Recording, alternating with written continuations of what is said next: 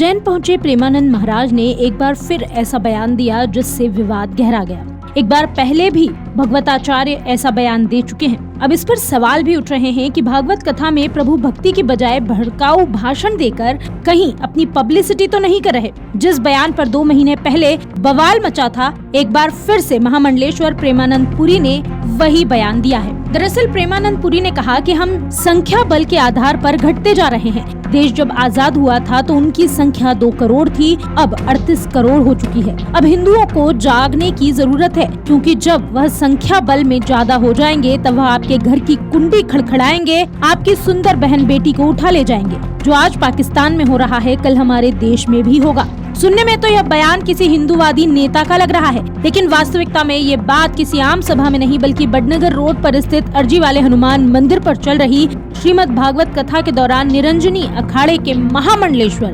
प्रेमानंद पुरी महाराज ने भक्तों को भागवत कथा का अमृत पान कराते समय कही थी। महामंडलेश्वर प्रेमानंद पुरी महाराज ने श्रीमद् भागवत कथा के दौरान हिंदू समाज को जागरूक करने के लिए इस प्रकार के बयान तो दिए, लेकिन उन्होंने कथा सुन रही महिलाओं को 4-4 बच्चे पैदा करने की नसीहत दे डाली। महामंडलेश्वर प्रेमानंद महाराज का कहना था कि लोकतंत्र में उसी का राज है जिनके हाथों में वोट है। हिंदुओं की जनसंख्या लगातार कम होती जा रही है और यदि ऐसा ही चलता रहा तो भारत कहीं कई हिस्से में पाकिस्तान भी बन सकता है। भारत तब तक सुरक्षित है जब तक राष्ट्र सुरक्षित है। यह पहला ऐसा मामला नहीं है जब प्रेमानंद पुरी महाराज ने इस तरह की बात भागवत कथा के दौरान कही हो। इसके पहले भी 25 जुलाई 2024 को भागवत कथा के दौरान पुरी महाराज ने महिलाओं को सीख देते हुए कहा था कि हमारी माताएं फिगर मेंटेन करने की बजाय 4-4 बच्चे पैदा करें। अगर आपका 2 बच्चे पैदा करने का टारगेट है तो आप 3 बच्चे पैदा करो, 1 बच्चा हमें दे दो, हम उसे बड़ा करेंगे।